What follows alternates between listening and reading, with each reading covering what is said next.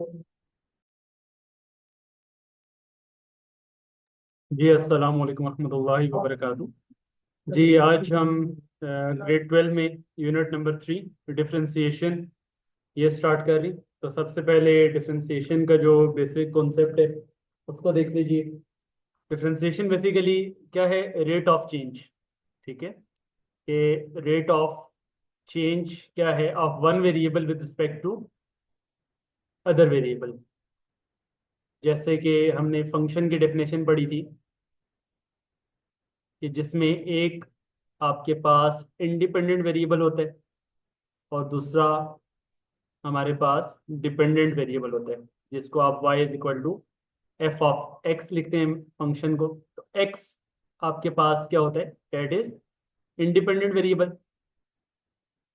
और y क्या होता है? That is dependent variable.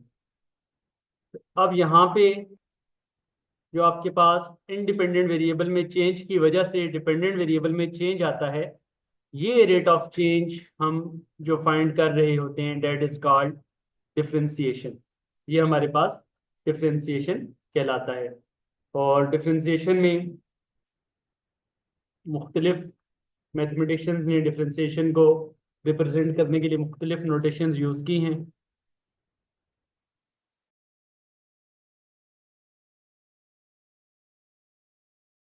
मुख्तलिफ मैथमेटिशियंस ने मुख्तलिफ नोटेशंस जो है वो यूज़ की हैं।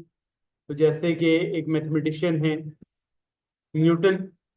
न्यूटन ने इस रेट ऑफ चेंज को रिप्रेजेंट करने के लिए नोटेशन यूज की है वाई डॉट या फिर एफ डॉट। ठीक है, इसी तरीके से एक मैथमेटिशियन है लेबनिज।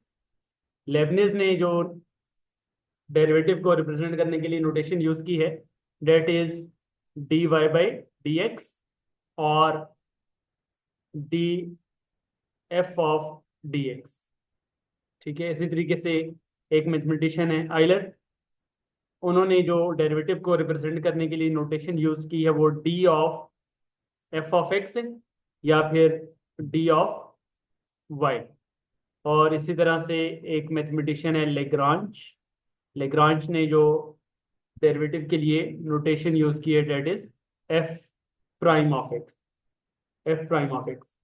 तो ये बेसिकली डिफरेंशिएशन में हम रेट ऑफ चेंज का कॉन्सेप्ट पढ़ते हैं कि आपके पास जो एक्स में चेंज आ रहा है, let's suppose very small change delta X, उसके रिस्पेक्ट वाई में भी चेंज आएगा, very small change delta Y. तो ये डेल्टा वाई की वैल्यू हम फाइंड करने के लिए फिर वाई को जब राइट पे शिफ्ट करते हैं, तो वाई को जब आप राइट पे शिफ्ट करेंगे तो राइट पे जाकर ये क्या हो जाएगा? माइनस वाई आ जाएगा।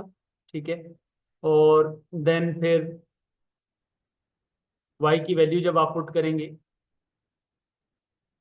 y की वैल्यू क्या आ जाएगी? F of X. तो ये जो आप y में चेंज फाइंड करेंगे विद रिस्पेक्ट टू x, उससे फिर आप इसको डिवाइड कर देंगे। और ये जो चेंज हम फाइंड कर रहे होते हैं, हम कहते हैं कि x में वेरी वेरी स्मॉल चेंज अगर आ रहा है, इतना स्मॉल चेंज कि ये किसको अप्रोच कर रहा है?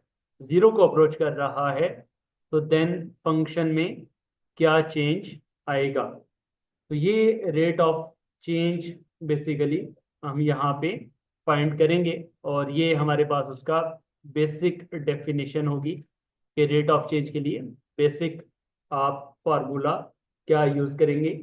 और इसी को ही हम एवरेज रेट ऑफ चेंज भी कह सकते हैं। उसके लिए हमारे पास कोई भी एक फंक्शन गिवन होगा और हमने ये फाइंड करना होगा कि अगर x की वैल्यू चेंज हो रही है, लेट्स सपोज 1 से 3 तक, तो देन आपने बताना होगा कि इस फंक्शन में with respect to X Y में क्या चेंज आ रहा है।